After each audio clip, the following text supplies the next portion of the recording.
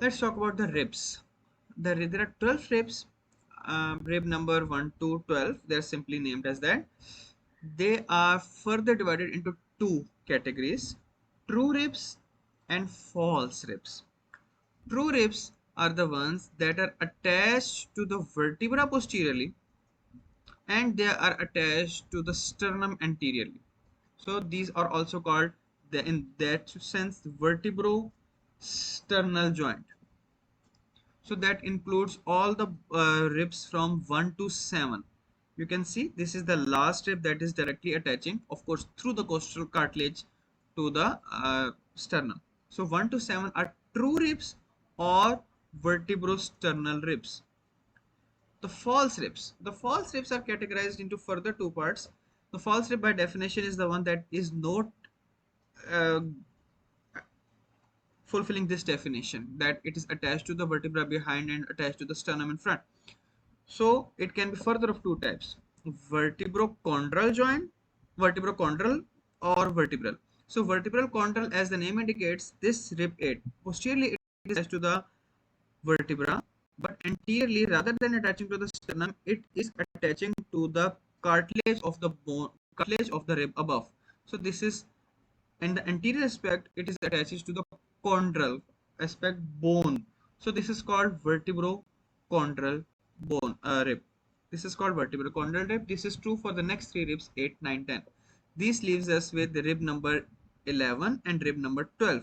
So their anterior end is not attached to sternum directly or attached to the rib above. They are just floating, or sometimes they may have a fibrous tissue that blends into the abdominal musculature, or so these are called floating ribs.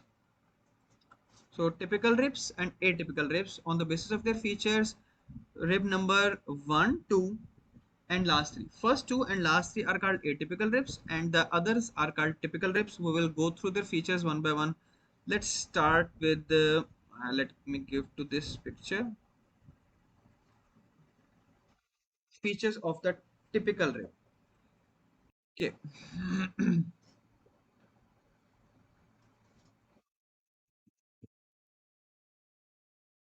Let me give me a second.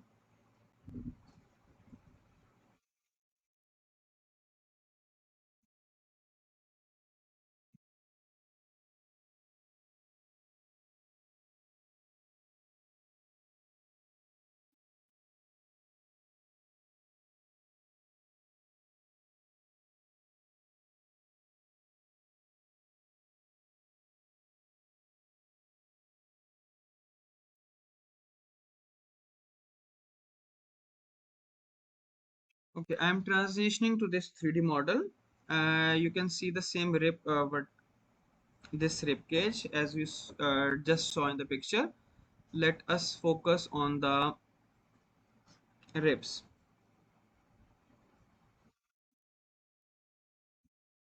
Okay, so let us talk about any typical rib. About ribs, you can see as you go from above downwards, you will see there are changes that are uniform. Let me open up a few things.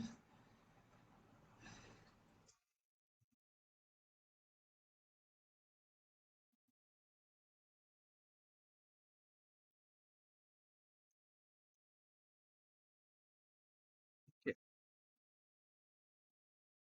There are a few things that are asked in your examinations.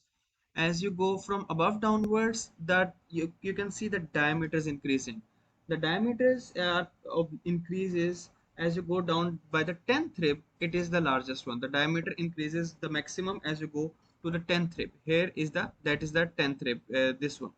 So as you go down, the diameter breadth of the ribs increases, the diameter of the rib increases, or length of the ribs increases all the way till rib number 7. So you are the few MCQs that you are asked.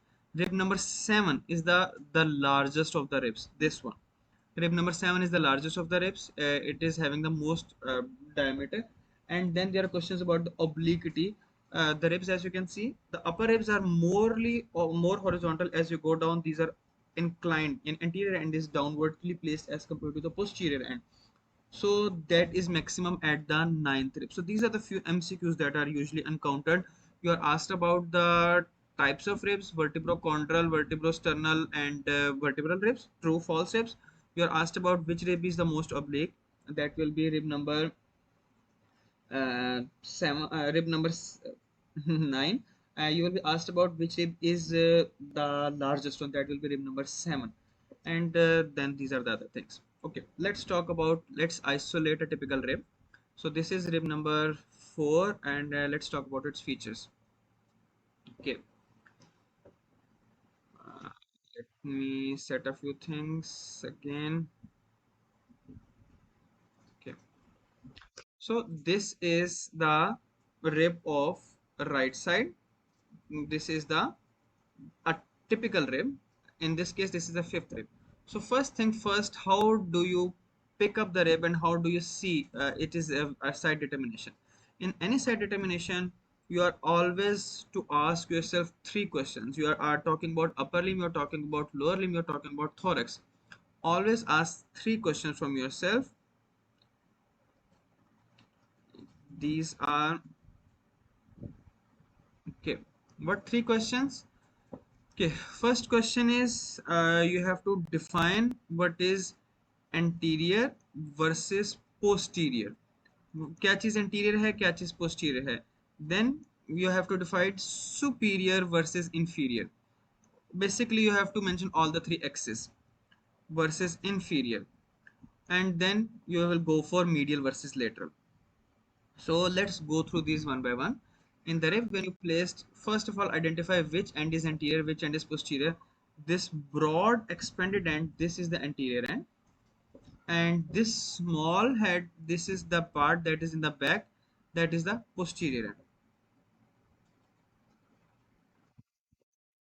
So this is the anterior end. This is the anterior end, the one right here. And this is the posterior end. And then you have to ask yourself, is it superior or inferior? So upper and lower and how to differentiate with margin. So the lower margin, if you see from the inner aspect, the lower margin, the lower end has this running groove. This is called subcostal groove. You will find this groove on the lower aspect. Upper aspect will not have any such groove. So this will give you an idea of upper or lower margin. And then you will automatically then the outer convex part, this will be the outer lateral aspect, this will be internal one, the medial aspect. So this is the rib of the a typical rib of the right side. So whenever explaining the rib, you will go from, you will define it. You will first, whenever you are asked to give a description of the rib, pick up the rib and or pick up the bone, any bone that you are going to discuss. And if it is not the bone of the midline, mention its side determination. Say this is the anterior end, this is the anterior end, flat expanded. This is the head, small rounded, posterior end, and this is the lower margin because of this groove. This is the upper margin. Now go to its parts. Mention that it has two ends, the anterior and posterior end. We will go through them each one by one. Then it has a neck and tubercle. We will see on the outer aspect, you can see here. On the outer aspect, you will see the neck and the tubercle. I will show, if I'm not able to show you on this model, I will show you on the atlas. Okay. Here, you will see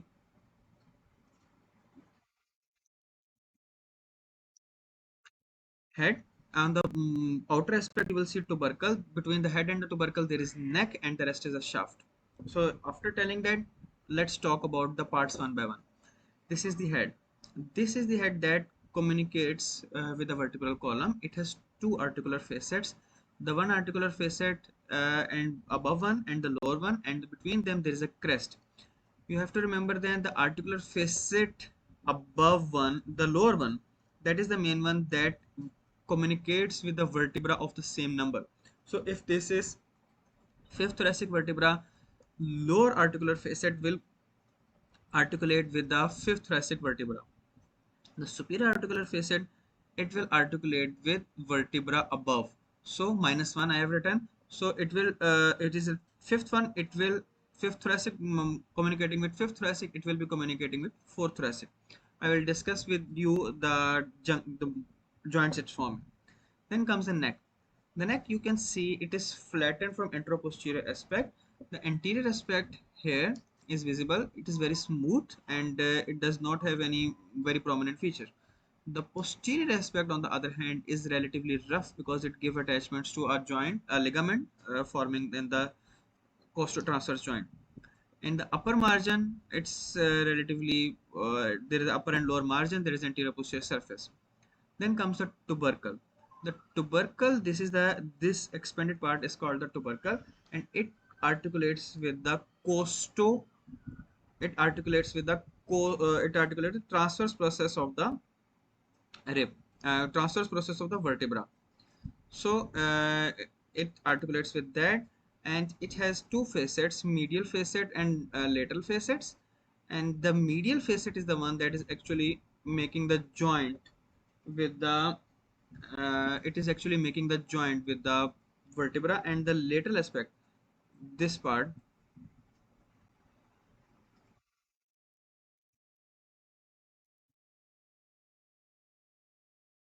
it is giving attachment to a ligament, that is lateral costotransverse ligament. So, oh, sorry, medial aspect is giving ligament, and it's that. Okay. So apart from that, here comes, if you look from above, you can see at this point the angle there, that this point is angle where my mouse cursor is. So at that point, the rib basically bends forward. It is going like this. At this point, it bends a little. You may be able to feel this line, little line right here. This is the point where the rib bends forwards. This is called the angle. This is called the angle of the rib. And not only the ribs bends forward in this case, the ribs also twists upon itself. Like before this point, the rib was like this. After this point, rather than going just like this, it starts to curve like this downwards. It changes its direction also. So this part is the angle. On the posterior aspect, you may be able to see it a little more clearly in the form of a line. Like this point where the mouse cursor is, it may show a little prominence. So this is the angle of the rib.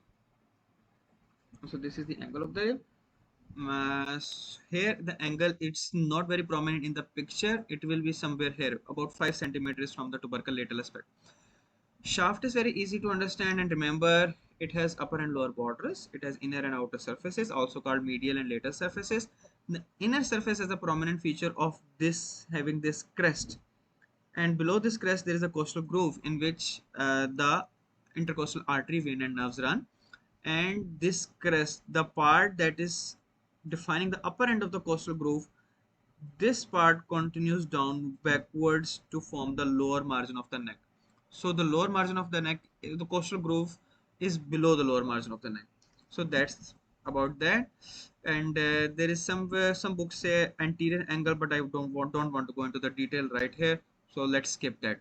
The anterior end, it is flat and expanded, and it is attached to the costal cartilages. This is the primary cartilaginous joint, and you may not be able to see that on the dried processed bones that you have in your dissection halls, because these are get digested in the um, process. So this is the picture from Nature Atlas showing head, two facets, the neck, upper and lower margin, the tubercles. The medial aspect, there is articular facet. The lateral aspect, there is a rough area for ligament. On the about 4 to 5 centimeter lateral to it, there is angle. At that point, the rib bends forward anteriorly and twists upon itself. The shaft that will have anterior and posterior anterior and posterior surfaces, or outer and inner surfaces, upper and lower border. The inner surface on the lower aspect has costal groove.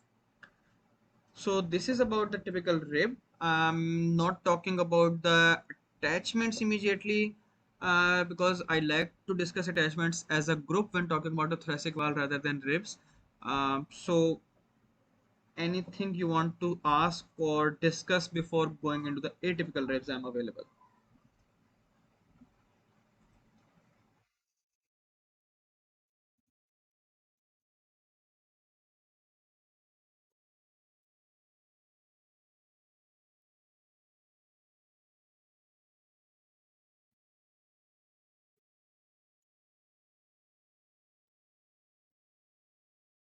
Okay, सब समझ आ गया? Okay, चलें आगे चलते हैं. Let's discuss it further. What about the atypical ribs? So the most commonly asked atypical rib is the first rib that you are going to ask or learn about. The first typical rib.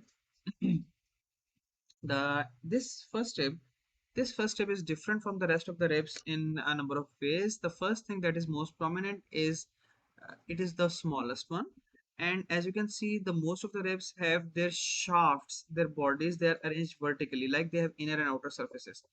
This first rib, this is having its horizontally placed surface, so it will have and upper surface and lower surface and inner and outer border, so it's different from in others in this way. So let's go through its features. um, let's go through its features one by one. Okay, the first strip, it is very peculiar in shape depending on when talking about with respect to the other ribs. It has a head, and it has anterior and posterior end. The similar one, the head is rounded and the back and the anterior end is expanded and concave, and then there is between them. Okay, let's go through them one by one. The head is different from the other typical rib because of this reason. You can see the other typical ribs had two articular facets. It has only one articular facet. That's the very interesting part. Then comes the tubercle at the distance from the head. So in between them there is neck. The neck is not flattened anteroposteriorly as you found in the typical ribs, and it is relatively rounded, or at least it's having matchable ratios on the anteroposterior and supero-inferior aspect. And this is one question that is very commonly asked: is the head that this is okay, the angle. This is the anatomical position. This is currently in the anatomical position. Okay, I'm going to see it from above. Now I'm looking it from the head end. This is the above. Here is the tubercle and the angle. That's the interesting thing about the first rib. Its angle and tubercle coincide with one another. That is one question that is very commonly asked during your osteology vivas. Where is the angle of the first rib? Where is the tubercle of the first rib? Both are at the place shown by the arrow. In all the other ribs, the angle and tubercles are placed separately.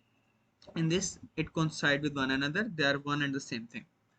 So this is about the tubercle. Then comes the shaft. The shaft is very different from the other typical ribs because it is twisted at 90-degree, or not twisted at 90-degree. It is horizontal. It will have superior and inferior surfaces and internal and external borders. The superior surface will have two grooves. The grooves can be seen a little prominent in here, like this is the anterior groove and here is the posterior groove. These are the things that are very prominent here, and in between them this is the internal prominence. That is, these are the features that are usually asked of you when talking about the first rib. So this is the anterior groove that is housing the subclavian vein. This one is the posterior groove that is housing the subclavian artery. In between them, this bony prominence is called Scaleni's tubercle. Let me remove all these things. This is called Scaleni's tubercle, and Scaleni's tubercle gives rise to Scaleni's anterior muscle.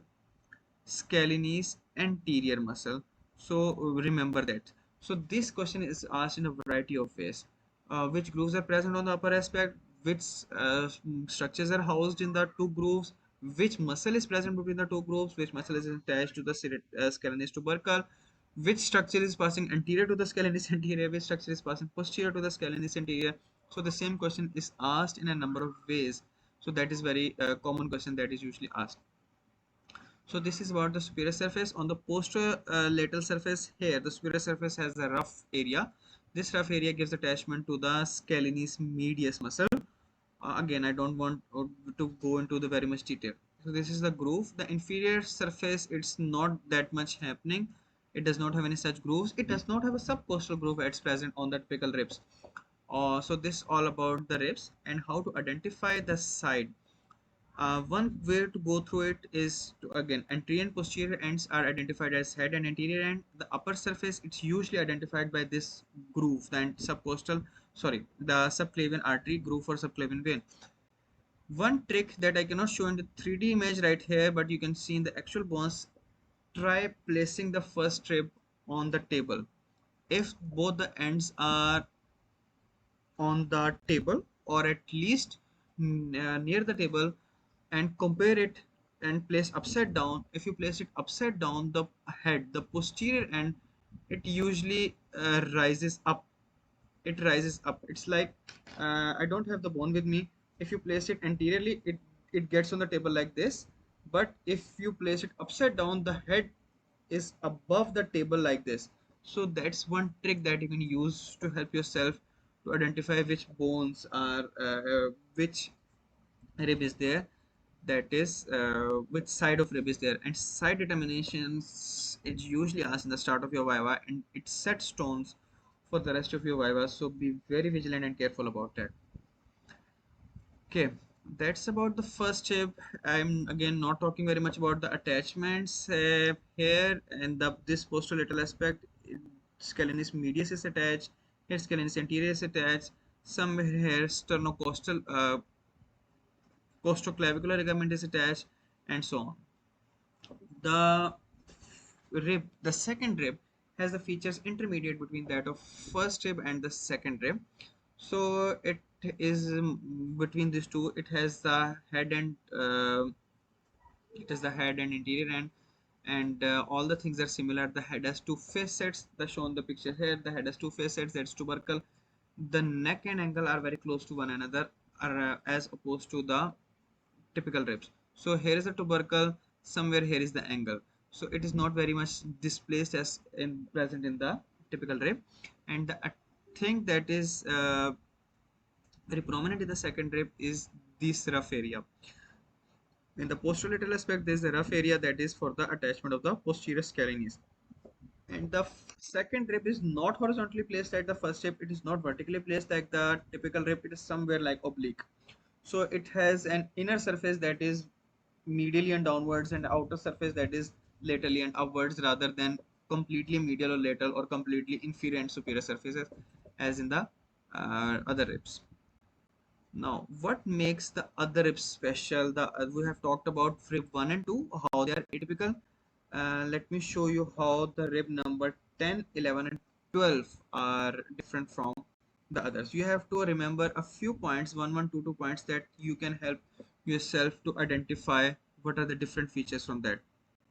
When talking about rib number 10, when talking about rib number 10, it's very much like that of any other typical rib. Often it is not as much long as the other ribs, so it does not have that curve or other things. But if you look at the head, the head will have one articular facet as opposed to two articular facets that are present in the typical ribs. That's one thing, and that's the major thing that will help you identify the 10th rib. In case it will have subcostal groove, it will have shaft, it will have tubercle right here, it has the tubercle right here, and it will have all the other features. So how will you differentiate 10th rib from all the other ribs? It is like the other rib in all the cases, but it will have one articular facet rather than two in as opposed to the typical ribs. Now, how will you identify rib number 11 and 12? Rib number 11 and 12 will have one common feature among themselves that is not present in the other ribs, and that common feature is that these two ribs do not have a tubercle. These two ribs do not make a joint with the transverse process. If you look from the back, these two ribs, like, see, these are the 10th, this is the 10th one, this is the 11th one. Let me put it like here. I think you can, I hope you can see that all the ribs make joints with the transverse process through tubercles. So here the rib number 8, 9, 10, they are making this joint. But as you can see, there's extensive gap between the transverse process and the rib, and they do not have any tubercles. So if you isolate any of these ribs, so you won't be able to see any tubercle, because it does not actually make any joint with the transverse process, so you won't see a tubercle here. So that's the major feature that differentiates the rib number 10 and 11 from the other typical ribs. The 11th one is still a bigger one. Some subcostal groove is seen. The 12th one is very small. Subcostal groove may or may not be seen very easily. So these are the features of the ribs that are about that. I think that's about the ribs. I have not talked about the attachments of the ribs in detail, and I actually don't intend to in this particular lecture. So I will stop right here before going into the sternum. If any questions that you have, I would be very happy to answer before moving on further. I think I have a question in the chat. You can open up your mics and ask question, or you can mention in comments, or Dr. Hadia will come back to you. Dr. Ratab has asked the question, kindly repeat about subcostal groove. Okay, subcostal groove is this part.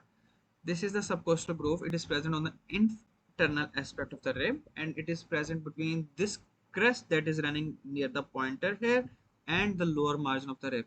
And it is the groove that houses the intercostal artery, vein, and nerves. And they are from above downwards, they are arranged as VAN, vein, artery, and nerve below. So these are arranged right here. So this is about subcostal groove. Let me know if you wanted to ask something else about that. Yes, Dr. Hadia. Um, your question, you may ask that.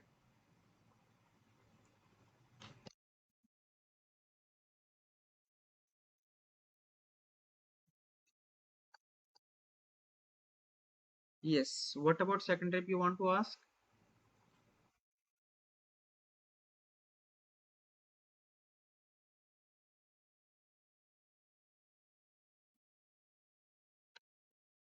Okay.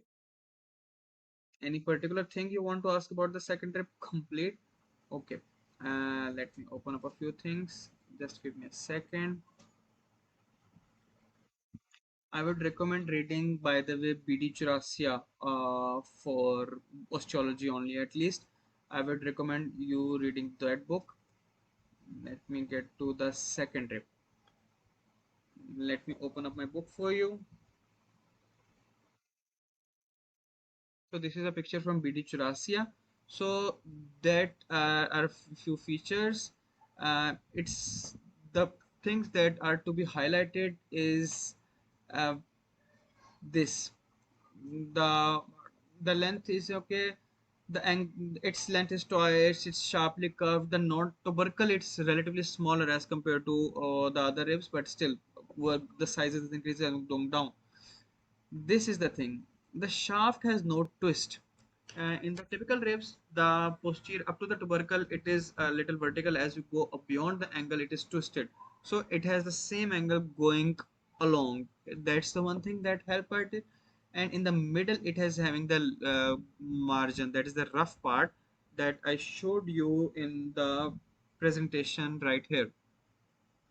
So that's the thing that we showed. This is the part that is the area for Scalenis tubercle that is shown in the BD Churasia in this picture. The rough tubercle, that is the point that is making it a little different from that. Apart from that, is not horizontal, it is not vertical, and it is in between the two. And I think that's it. That's what I would like to talk. That's you must know how to describe a typical rib, and ideally, then you can go around and telling that you must know how to identify completely identical rib, and then you can go to discuss the differences. And first, by the way, also, and then you can go on to discuss the differences between those ribs. Okay, Dr. Hadi, your next question is 12th and 11th rib joint कैसे बनाता है with vertebral column? Yes, it makes joints with the head. The joint of the rib with the vertebral column it consisting of two parts.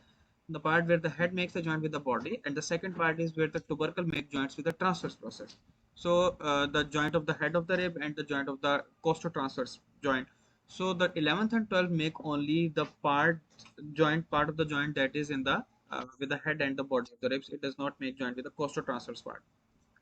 I hope that answers your question. Yes, Dr. Bada. Important questions.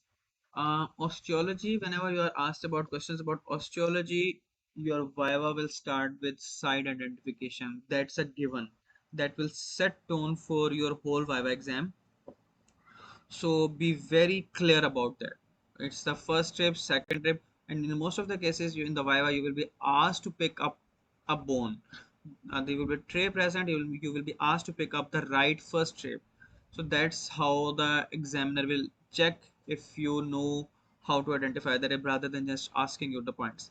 When asked about the typical rib, when asked about the side identification, just tell these 3 points. In any bone, this is how I identify the superior and inferior end. This is how I identify anterior and posterior surf end or aspect, and this is how I identify the medial and lateral aspect. So that's the 3 questions these 3 questions you need to answer.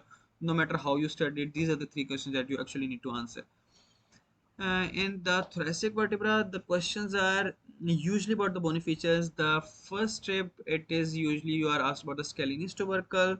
In the ribs, you are asked about any bony features. You must know about the tubercle, the angle at least. And here is the tricky point, especially for the first strip. Where is the tubercle? Where is the angle? Because the students forget that they coincide, so they usually invent a new angle.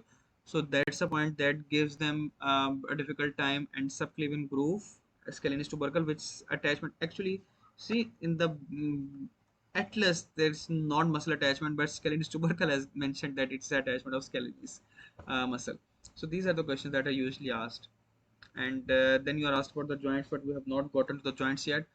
So that's about that. How does the rib fracture recover? A rib has a very unique aspect that it is very protected and very much attached, so it does not displace as much as the other ribs can. It does not displace like that of humerus or ulna or the bones. So if the rib is fractured at any point, so let's say it is the rib number 4 is fractured right here. Even rib number 2 ribs are fractured here, so they can displace because they are attached with the upper and superior and inferior external internal intercostal with the rib above, with the rib below, and with the so much things that they remain placed in that position. So you just give them the person advise the rest, and you give them painkillers, and they gradually heal in its own times.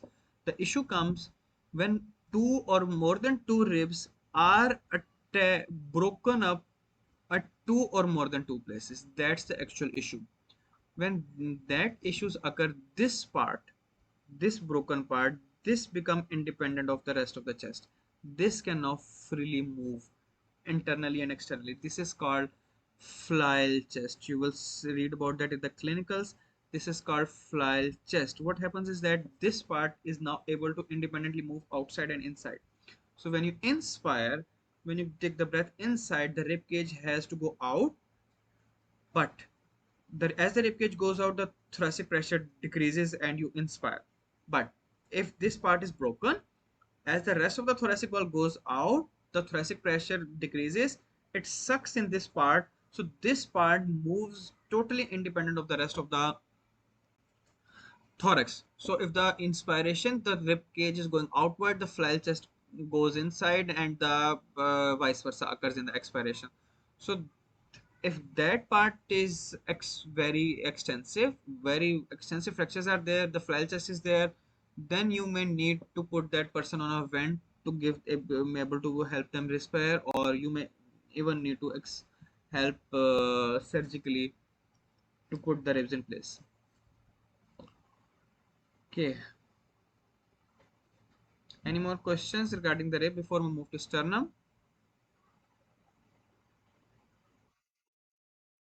Yes, Dr. Badam. Ji, Dr. Ahmed.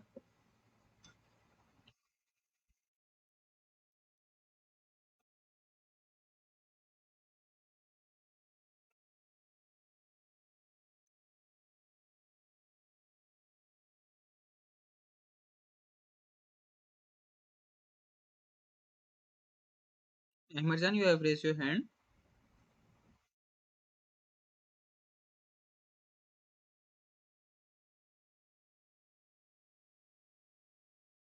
Okay, you can put forward your question as you can. Okay, what if the reflexive displacement? Yes, that's an issue. and for that reason you actually should know the organs that are present inside.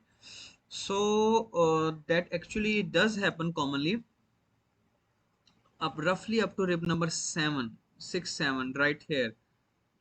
Here on the right side there is a liver that is present in this aspect, and that is the thing that you have to remember, roughly rib number 7 up rib number up to 6 even. So if on the right side the rib fracture is rib number 7 onwards, then you must think of the injury of the liver below. On the left aspect right here, this is 11, somewhere here it is present, spleen is present right here.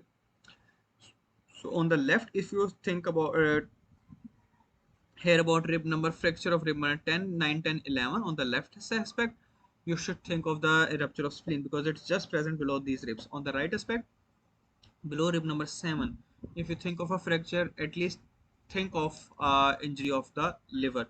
These two organs are most susceptible because these are placed just adherent to the wall. So if the rib fractures and that broken and goes inside, it lacerates those organs. And the other organs, they usually don't lacerate that much due to the rib fracture because they are deeper inside and they're more mobile. Because the rib really has to go inside because to uh, penetrate the stomach and make a hole in that. So these two organs that you must know for your clinical aspect, and if they are lacerated, then they need surgical intervention to open up to find the tear and to stop the bleed before that person can be stabilized. And then there are surgical protocols of how much bleed will decide the person needs to be surgically operated and intervened. So then that comes on the surgery, but anatomically speaking you should know what.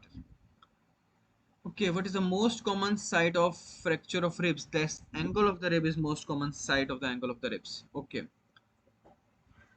rib number 10 and 11 and 12, they are one of the less commonly fractured bones because their anterior end is not attached, so these bones simply move. So uh, the probability of breaking something increases if that bone is attached on the each side, then it has to break. So their anterior end is free, so it they are relatively lesser fracture. But again, blunt trauma, penetrating trauma can actually break anything from any point depending upon the focus of the injury.